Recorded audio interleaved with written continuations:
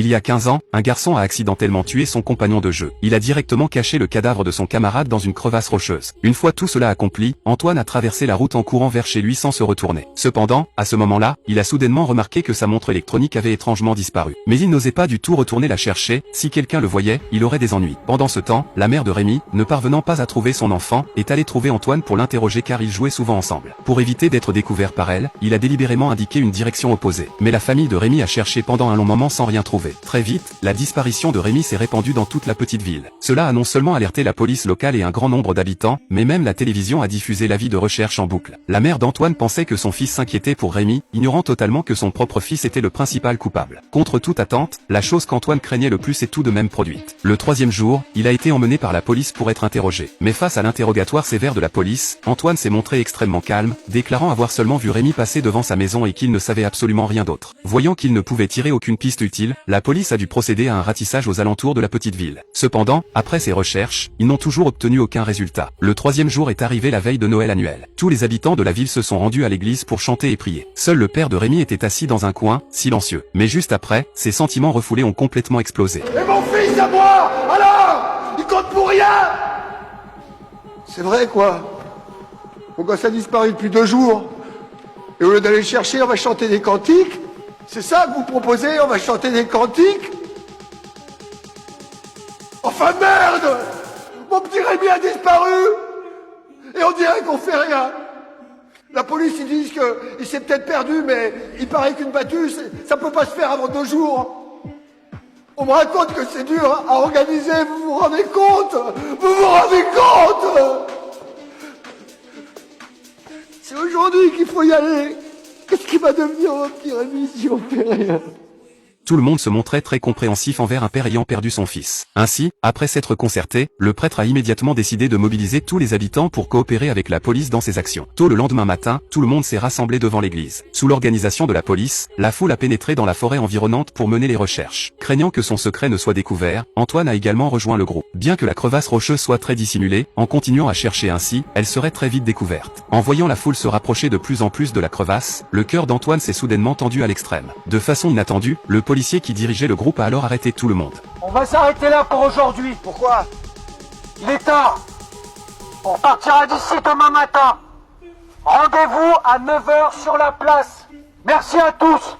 Le policier a demandé à tous de rentrer se reposer d'abord, annonçant qu'il ramènerait des chiens renifleurs le lendemain pour poursuivre les recherches. Bien qu'Antoine ait échappé de justesse à cette catastrophe, il restait tout de même très anxieux intérieurement. Le lendemain, avec l'arrivée des chiens renifleurs, il serait certainement découvert. Il avait l'intention d'avouer cette affaire à sa mère, mais après avoir longuement hésité, il est finalement retourné à l'étage. Sa mère, après avoir vu son fils, a également choisi de garder le silence, l'air pensive. Contre toute attente, une chose dramatique s'est produite ce soir-là. Dehors, le vent hurlait, les éclairs brillaient et le tonnerre grondait. La petite ville subissait étonnamment une tempête comme on n'en voit qu'une fois par siècle. Terrifié, Antoine s'est dépêché de refermer la porte de sa chambre d'un seul coup. Sa mère s'apprêtait à s'avancer pour réconforter son fils, quand soudain un grand arbre a fracassé la fenêtre pour pénétrer à l'intérieur, heurtant précisément sa tête. La mère s'est aussitôt effondrée par terre, évanouie. Juste au moment où Antoine était pris de panique, une inondation déferlante a soudainement défoncé la porte et pénétré dans la maison.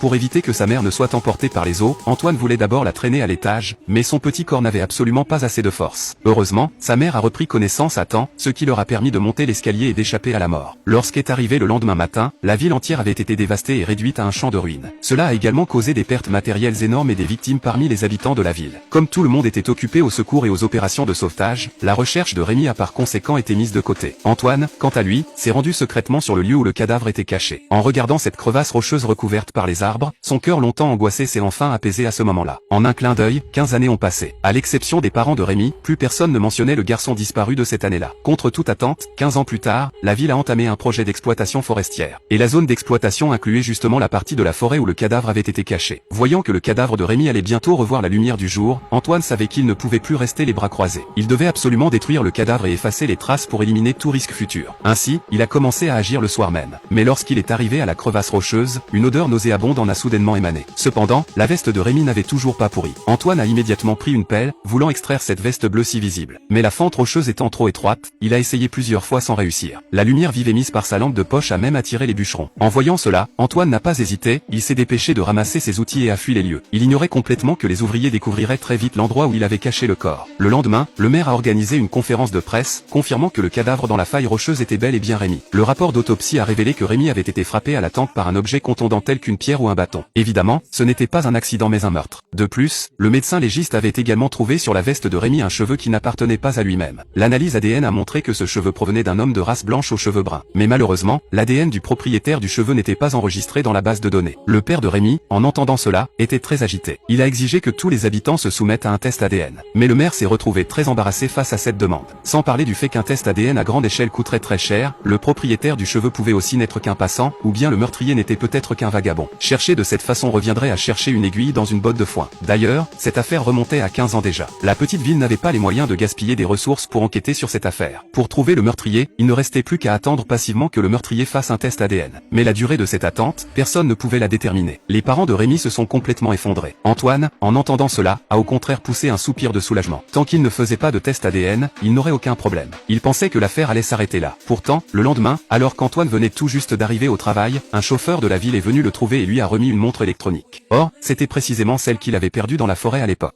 Il s'avérait qu'il y a 15 ans, lorsqu'Antoine rentrait chez lui après avoir caché le cadavre, une voiture était passée exactement par là. Bien qu'Antoine se soit caché derrière un grand arbre, le chauffeur l'avait reconnu au premier coup d'œil. Le jour même, la nouvelle de la disparition de Rémi s'était répandue dans la ville. Le chauffeur l'avait immédiatement soupçonné, et avait par la suite trouvé sa montre dans la forêt. Et la raison pour laquelle le chauffeur ne l'avait pas dénoncé était que le chauffeur admirait depuis longtemps sa mère célibataire. Mais en voyant l'effondrement des parents de Rémi lors de la conférence de presse, il souhaitait qu'Antoine se rende de lui-même à la police pour se dénoncer, sinon il passerait toute sa vie à souffrir dans les remords et l'anxiété. Juste au moment où Antoine s'angoissait à ce sujet, sa petite amie lui a de plus annoncé la nouvelle de sa grossesse, et lui a donc proposé de se marier avec lui. Mais Antoine a répondu que l'enfant n'était pas de lui. Sa petite amie lui a dit de faire un test ADN s'il ne la croyait pas. En entendant cela, Antoine a soudainement pris peur. Afin de ne pas exposer son identité de meurtrier, il n'a eu d'autre choix que d'accepter d'épouser sa petite amie. Et la raison pour laquelle Antoine ne voulait pas se marier était qu'Amy était précisément la sœur aînée de Rémi, qui l'avait tué. Il ne savait pas comment faire face à la famille d'Amy après le mariage. Après maintes hésitations, Antoine a finalement choisi de ne pas se rendre. Après s'être marié avec Amy, ils ont rapidement eu un enfant adorable. Bien que la famille semblait heureuse et harmonieuse, seul Antoine pouvait ressentir lui-même que sous ses apparences d'un bonheur parfait, son cœur endurait chaque jour d'immenses souffrances et tourments, et que les moindres faits et gestes, voire chaque expression de ses beaux-parents et de sa femme, lui rappelaient à chaque instant le crime odieux qu'il avait autrefois commis.